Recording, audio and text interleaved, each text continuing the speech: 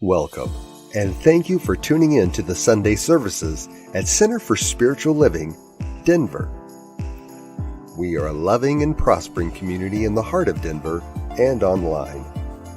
We now conduct hybrid services at the historic Grant Avenue Community Center and Sacred Place, located at 216 South Grant Street, Denver, Colorado.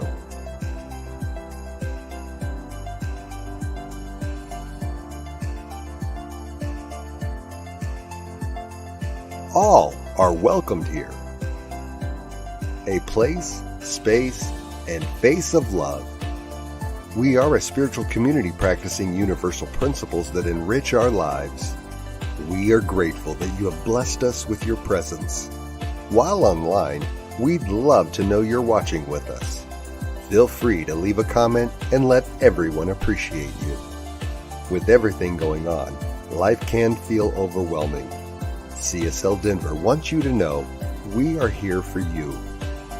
Please know that our practitioners are available for personal prayer work. Our licensed spiritual practitioners' names and phone numbers are available on our website at csldenver.org. Or if you have a prayer request, feel free to email it to info@csldenver.org. For your convenience, you'll find clickable links in the description of this broadcast. Rev Elzia, along with all our guest speakers, practitioners, service coordinators, and musical inspirations, want you to know how truly grateful we are that you are with us today. Thank you for your continued support and participation in our services, workshops, and events, as well as providing financial contributions to our center. If you're interested in upcoming events and information, we send out weekly newsletters. Sign up by visiting www.csldenver.org.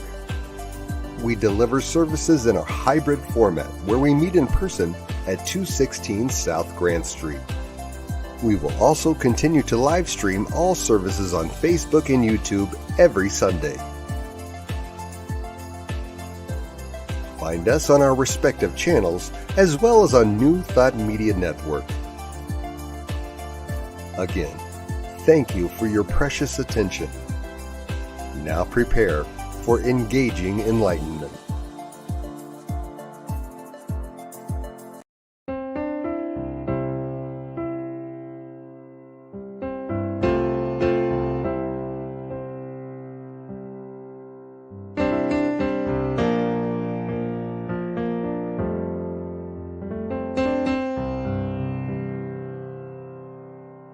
There is a garden where dreams come true,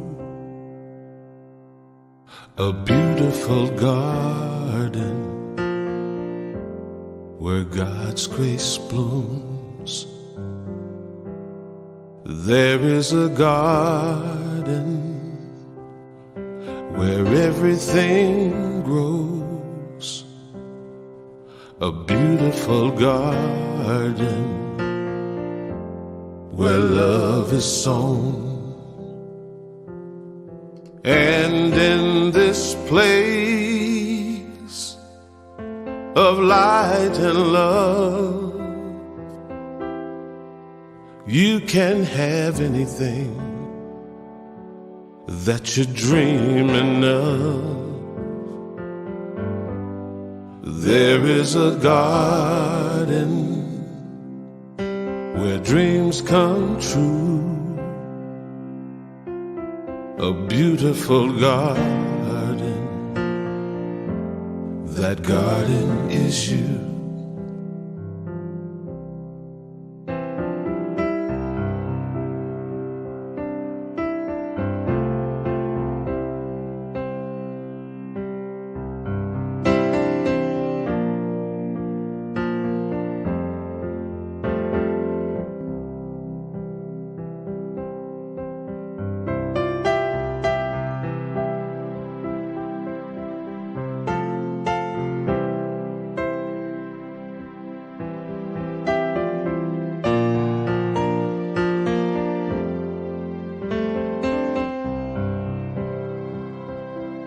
And in this place of light and love,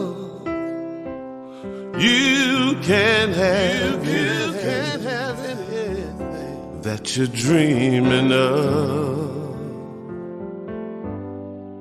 There is a garden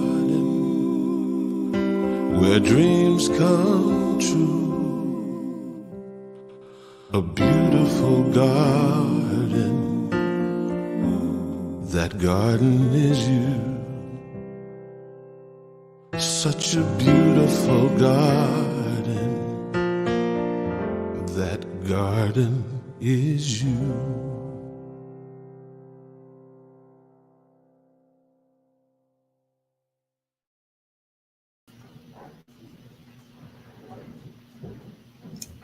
Good morning, everybody. It's nice. It's such a beautiful Sunday morning. I love spring. The world wakes up. My name is Teresa Cardenas. I'm a practitioner here at CSL Denver. It's great to have you here this morning. Our reading is from the Daily Om. It's a great little website. This is written by Madison Taylor. It's called Living a Life of Grace. When we accept that we always exist in a state of grace, we are able to live our lives more graciously. Grace exists inside all of us and around us. It is our inner beauty that radiates outward, touching everyone we meet. It is that unseen hand that comes from the divine, raising us up when we most need it. To be able to live in a state of grace is not based on worthiness, nor is it earned through good deeds, ritual, or sacrifice. Rather, it is an unearned favor, freely bestowed and available to all, that is inherent to our birthright. All we must do is open our eyes to its presence, and we will find and experience grace everywhere. Grace is in the rain, bringing relief to drought-ridden farms, and the expected lead for the perfect job opportunity that comes from a stranger. Grace is what happens to someone when they miraculously escape injury. It is even the simple events that happen to us that we call good luck, like when we don't get a parking ticket after our meter has expired, or when we find a parking place right in front. Grace resides in the love between two people, the gift or check that comes unexpectedly in the mail, the cozy comforts that make up a home, and in the acts of forgiveness we bestow upon others. It is grace that moves us to go out of our way to help a stranger. Grace is the state we are in when we are doing nothing but just being who we are. When we accept that we always exist in a state of grace, we are able to live our lives more graciously. Knowing we are graced gives us hope, makes us more generous, and allows us to trust that we are taken care of even when we are going through difficult times. Grace is our benevolence of heart and our generosity of spirit. Grace is unconditional love and the beauty that is our humanity. When we know that we are blessed with grace, we can't help but want to live our lives in harmony. Ernest Holmes says this very succinctly. I love this quote. Grace is the givingness of spirit to its creation. And I want to move now into an invocation before we do music.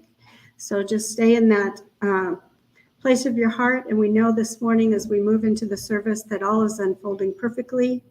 It is so nice to have everyone here in the morning sunshine.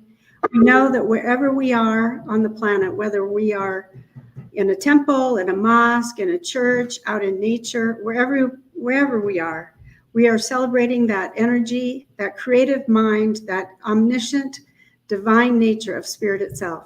It is the energy that holds all things together and is life itself unfolding at all times.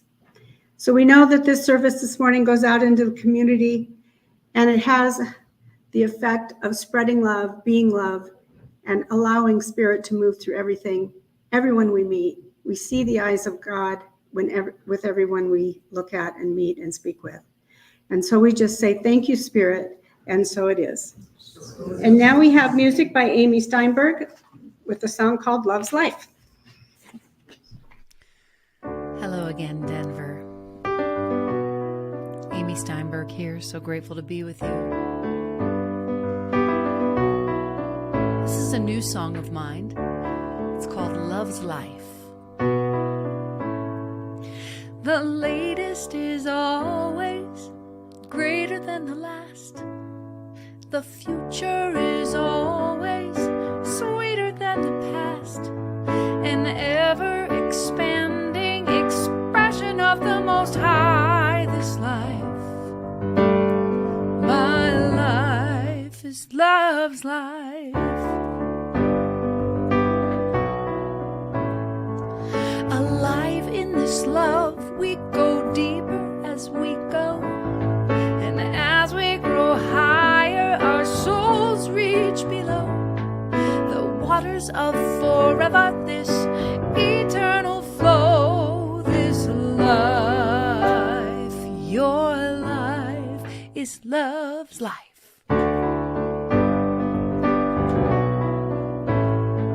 So ride this moment as it unfolds. Inside your soul is a well of gold. You are everything that has been told. You are whole. You are whole. You are whole. Whoa.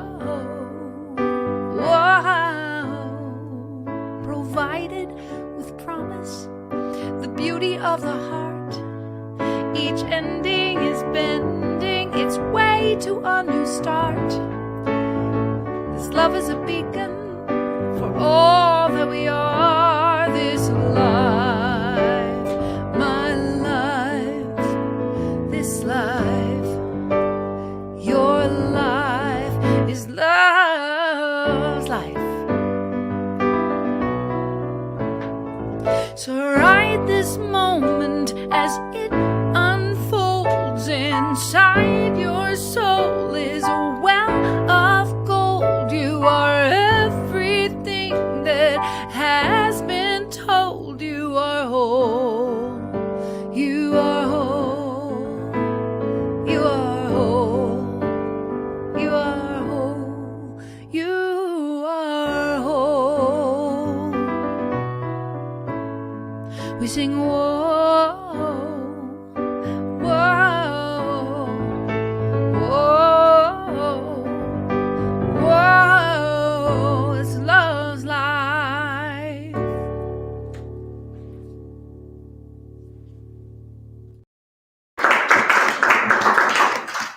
Good morning, and welcome to CSL Denver, a place, a face, and a space of love.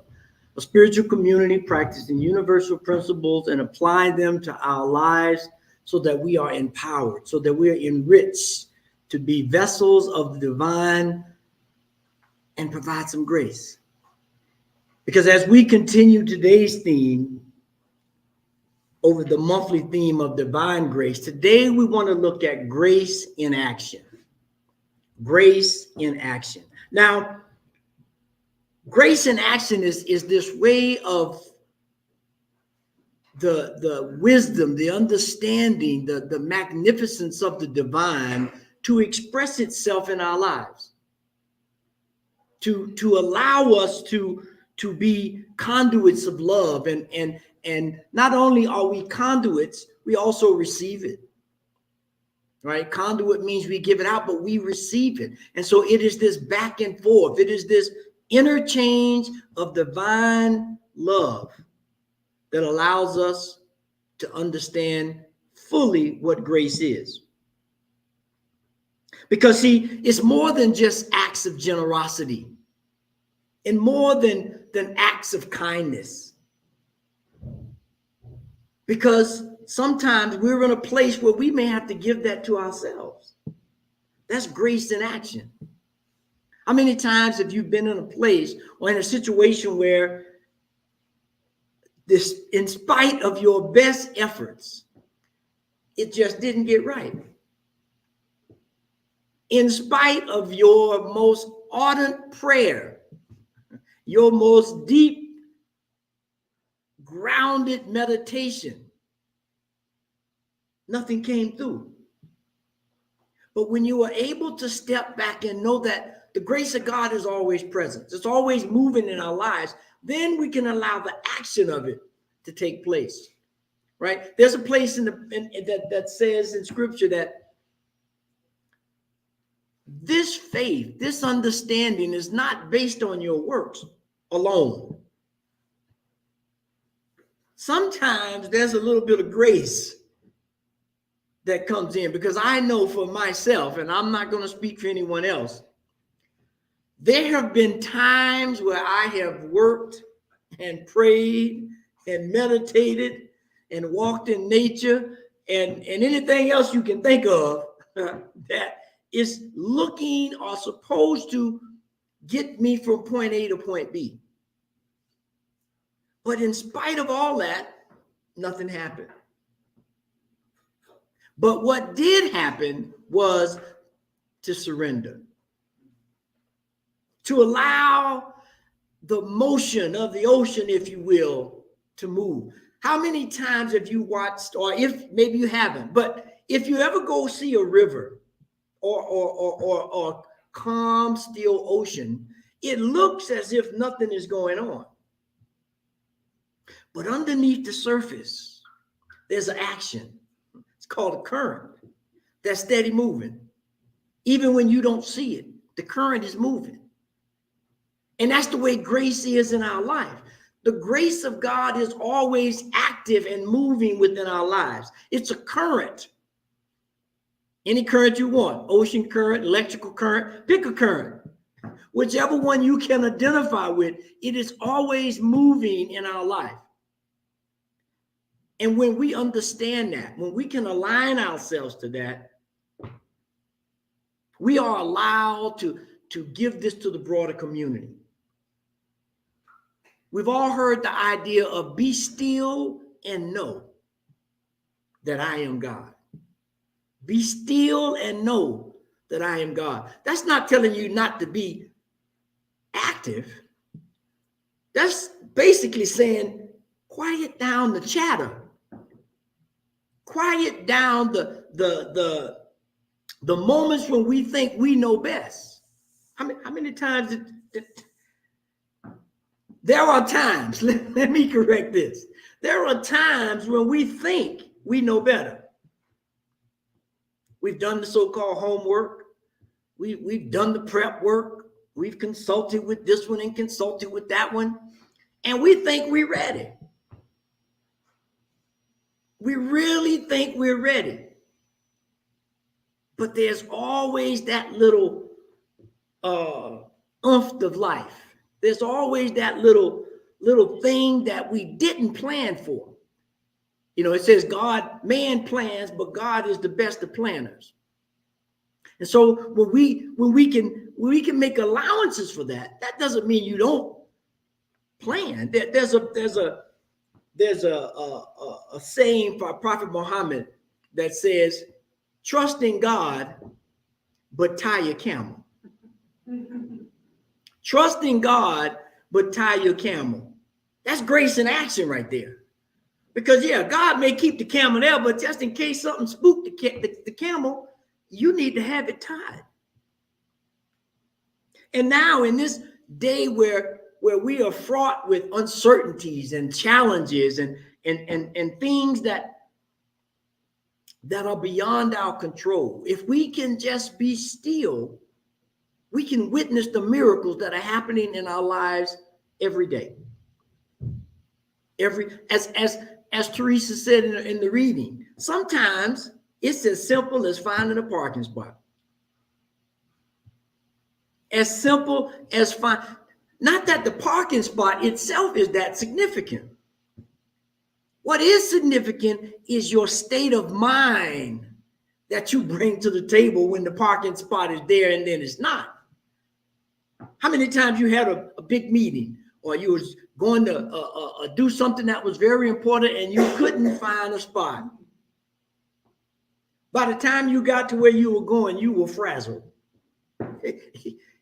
You wish you could have went another direction, but wasn't possible.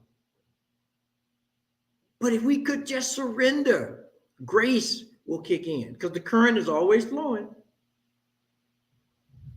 The light switch has to be turned on. The current is always there, but if we don't flip the switch, i.e., if we don't Slow down. Remember that God is always there. We forget that grace is always in action, always present in our life. Because it is a constant force that is always nudging us to be our greatest. Always whispering in our ear, keep going. You may need to slow down, but you got to keep going. And sometimes, you know, if you're a hiker, one of the things you learn if you're hiking, especially in a wilderness kind of place, sometimes you have to go backwards to go forwards. That's grace. Because if I'd have kept going, I would have found myself in a place that I didn't want to be or didn't have the capacity to get out of. So we have to be diligent in listening to the call of God that allows us to transform, that allows us to be more in any given moment than we thought we could be. Because you see, grace sometimes acts just like a catalyst. It's like a spark. It's like a flame that says, ooh, I noticed something over there. I've been this way 1,000 times and never noticed that. But this particular time I needed it, and grace showed it to me. That's how we want to really begin to look at life, to understand life, to live life. Ram Dass says it this way: grace always meets us exactly where we are and does not leave us where it found us. Does not leave us where it found us, which means oftentimes we're just oblivious to grace being in our life. But when we allow grace to do this, to move us beyond our own expectations, beyond our own limitations, that's grace in action. It's moving, it's working, it's uplifting, it's restoring. And that's what we need today. I don't need to bring up any news reports or wars or rumors of wars or any of that. There's plenty that you can find that. But what we don't find often is the grace to get us through, the grace to come up with solutions to not have these things disrupt our lives. Because in the face of adversity, we often do what? Lose faith. In the face of adversity, we lose faith. But it is precisely in these moments that the grace of God steps in. Because when we are faced with adversity, I'm sure a lot of you heard this, when the going get tough, the tough get going. And God has made us resilient enough to fathom anything with that grace, that unseen benefit, that thing that just serendipitously happens, and you're like, I can't believe that happened. How many times have you been in a situation and you were assured of your demise? I mean, you done looked at it 10 ways to Sunday and you're like, Lord, I check your schedule. I know you're busy. But if you could send some grace this way, I would surely appreciate it. Because that's how God works. There was the program, I'm sure some of you may remember this, Candid Camera. It used to say, when you least expect it, you're reelected. Smile. You on Candid Camera. That Candid Camera is your reflection of God in your life. It's that mirror that says, well, it ain't as bad as it seems. We have to begin to live our lives this way. Not in moments of crisis, although we need it then as well, but we must begin to look at how we are reflecting God's grace in our own life, because that calls us to activate it in ourselves, in our environment, in those around us. And don't we need a little grace today? I mean, just think about it. We could use a little more grace. We all know the song, Amazing Grace, how sweet the sound. The sweetness is the grace that gets you through from one point to the next. That's what we are bound to do when we open ourselves to God. When we listen to this quote from Max Lucado, he says, grace is the voice that calls us to change and then gives us the power to pull it off. That's grace in action. It comes and it gives us what we need, and then it gives us the power, the courage, the ability to move through adversity so we can pull it off, whatever it is, whether it's forgiveness, whether it's lending a helping hand, whether it's forgiving myself. Because we're in a perpetual evolutionary growth. In all spiritual teachings, you hear the words self-realization and self-actualization and self-discovery. Well, that ain't always that easy. Sometimes I'm begging for grace. Why? Because I can't stand myself. Come on now, be honest. Sometimes you really just can't stand yourself. You know you've been a rascal, or you know you didn't give the grace to somebody that needed it, or whatever. I mean, especially I look now and there's so many challenges that we face. How many times have you seen someone on the street? Or you seen someone that looks to be in distress and you look the other way because you don't want to speak, you don't want to say hi, you're afraid they might ask you for something. Can't even smile. The grace of a smile. We have to begin to really understand this relationship we have with God through grace. Because it was grace that brought us this far. We had a little bit to do with it. Now, I don't want to discount us, but it was grace.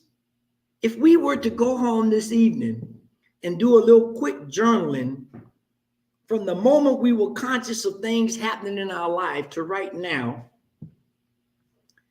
you could see, just like that poem Footprints, you could see the places and the moments where God was carrying you, where grace just happened in your life, and oftentimes you don't even know it until you way down the road. That's what grace in action means. It happens when you least expect it. And quite frankly, I would submit that that's the way you want it to be, because if I had anything to do with it, oftentimes I've messed it up. Because I think I know better. I got a college degree and a master's degree. And shucks, I'm the cat's meow. Well, so I thought. Until I found myself in a situation where that wasn't enough. PhD wouldn't have been enough. Here is what we need to do in our lives. We need to surrender, not in a sense of defeat, but in a sense of understanding that there is a higher power. There is a greater intelligence. There is a current that is moving in our lives that if we just align ourselves with it, things would be okay. A thought came into my mind about a soft drink. It used to, things go better with Coca-Cola. I would change that. The things go better with the grace of God. Just like that ice cold Coca-Cola on a hot summer day. So what do we need to do? How do we embrace this grace in our life? How do we activate it and witness it consciously, not in the rearview mirror, but consciously? I want to be able to have the wherewithal to cut the light on in the dark, not after the sun done started shining. I mean, it'll still give me a little something, but it ain't quite the same if I'm in darkness and I'm cutting on the light. The first thing that we need to do, I'll give you 3 tools. The first thing is patience. Because that is something that will allow you to really be aware of everything. Yourself, your surroundings, your adversaries, is patience. Now, this quote by Unknown, that, Unknown is a very prolific writer. Writes lots of stuff here, but it says, grace is the divine assistant that enables us to rise above our circumstances. That's what patience gives us. It gives us the ability to rise above. And in today's world, and I know I'm a culprit, patience is a high commodity. We're so busy. We got so many things to do. We got so much to prove. We got, whether it's proving we can do it or proving somebody wrong that we couldn't do it. Pick one. It don't matter. It's the same entity that we just forget about the grace. We forget about the grace. And when we are able to be patient, those things that belong together get together. You can't stop the flow of the current. You can align with it and be patient. Sometimes it speeds up. Sometimes it slows down. Sometimes it's almost like a dead standstill.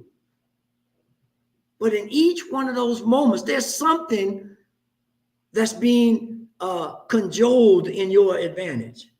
Something that is being highlighted, maybe for you to just look over there and see the bird, or just have an inner thought about something. Patience. Now, the next thing we need after we've gotten used to being patient, if we got to embrace faith. Now, that sounds like an easy thing, maybe. But we know the verse, the evidence of things unseen. We live in a world today, I got to see everything. I got YouTube, I got Instagram, I got Snapchat, I got so many things that allow me to see, that impels me to see. And if I don't see it, I don't believe it. But we're saying with grace and faith of things that are unseen, that's where the sweet spot is. I would challenge anyone in here, online or in the future, to tell me what life looks like. I'm not talking about your activities now. That's a byproduct of life. But what does life itself looks like? It's an unseen thing. At the birth of a child, there's a moment when there is no life in that child. And they immerse it in water, or they do whatever they do. They used to smack you. They said that ain't kosher no more. Can't do that. That may cause trauma. So now they've come up with different ways to awaken that life spirit that is within, that's there waiting to connect with the flesh. That's unseen. Nobody sees the moment that life ignites. Nobody sees that catalyst that kicks it off. That's grace. That's grace. So let us begin to have that kind of faith. The faith that when I cut on the water faucet, I expect the water to flow. When I turn the engine the key for the engine to start, I expect it to flow. Now, the only thing that'll stop that is this third. Well, before I do that, Ephesians, let me get this quote from Ephesians 2. Say, for by grace you have been saved through faith. And this is not your own doing.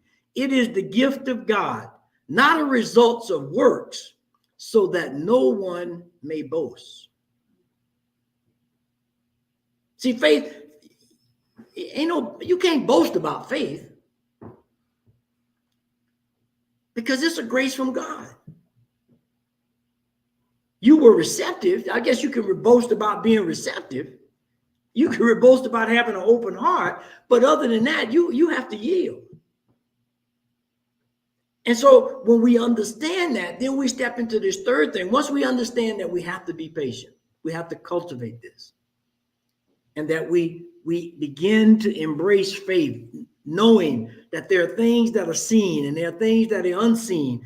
And most often, those things that are unseen are more powerful than those that are seen. The third thing that we have to do to sharpen that sense is devotion. You have to have a sense of devotion. Some practice, some activity, some inner connection or interaction with the divine intelligence of the universe that allows those, as it says, those who have eyes, let them see, and those who have ears, let them hear. Somebody could be blowing a dog whistle right now and you wouldn't hear it. If a bat was flying around in this room, that bat could see ultraviolet. You can't see it. Those who have eyes, let them see. Those who have ears, let them hear. We too have that kind of attunement to the words of the divine. We too have that kind of attunement to the wisdom of God. But we have to cultivate it through devotion. That means you got to pray. That means you got to meditate. You got to journal. Sometimes you got to get on the track and run. Sometimes you got to go outside and hike. There is a devotion. There is an activity of encouraging the spirit to be present so that you can see it or hear it that we are not doing today. I'll be the first one to raise my hand. Because we get so caught up in the business of thinking that we have to do it all, and that yeah, I say I'm spiritual and religious and I believe, but I know best right here. If you believe, you believe. If you have faith, you have faith. It's not a sometime thing. Now, you may be sometime when you choose to your awareness of it or to activate it, but always be present in the moment so that we can realize the current of grace in action in our life. And so when we look at this last quote by Sadhguru says this: devotion is a place where you do not exist. Life just flows through you as a certain sweetness and beauty. You ever been in that spot? If we were sports aficionados, we would say, we call that the zone. When you step into the zone. I read a quote once by Michael Jordan that said, the first time that he was really, really aware of stepping into this zone, into this devotion of his practice and his belief and his whole armor, if you will, of playing the game, he said, when I looked at the basket, it looked like it was 20 feet in diameter. Don't quote me on the feet, but it was something to that effect, that the basket was so big, there was no way the ball wasn't going to go in. And every time I shot, it just kept getting like a magnet, just drawing it in. But what did we know that Michael Jordan did? We know that after he got cut from his junior high school basketball team, he spent every morning in devotion at the court shooting free throws before he went to school. Not some mornings. Not when he felt like it or he felt good. Every morning, he says, he went and shot baskets. That was a devotion. That's the kind of thing that we need if we're going to cultivate this grace, this love, this intelligence in our life. Now, I know sometimes it might be raining. I'm sure. I don't know if he went out there in the rain. So sometimes you may have to yield a bit to the rain, but as soon as the rain go away, you got to go get your shots in. Because this is what's going to enhance our lives and the lives of others. It's going to build community. It's going to allow us to really, really begin to see the grace of God in everything we do. So let us open our hearts to this infinite intelligence, to this understanding that is beyond comprehension. And let us understand that through our words, actions, deeds, and thoughts, that we activate God's grace. That we allow ourselves to be examples of God's grace. And when we can do that, we not only are able to forgive others, we're able to forgive ourselves. Let us pray. So as we take this moment called now to acknowledge, to open our minds to the awareness and the presence of divine intelligence and love, we know that aspect of the entire universe is moving throughout our entire lives, that the presence of God is always there, and that we are aware of it, and that we know how to activate it and to cultivate it and to allow it to flow through everything that we do. Because it is in that awareness that we become true vessels of the Most High God. It is in that awareness that we become grace ourselves. And I know that to be true for each and every one of us here online and who may listen to this later, because that is our natural birthright, to be a loving presence in the lives of others, to be of service, to understand that we all fall short sometime,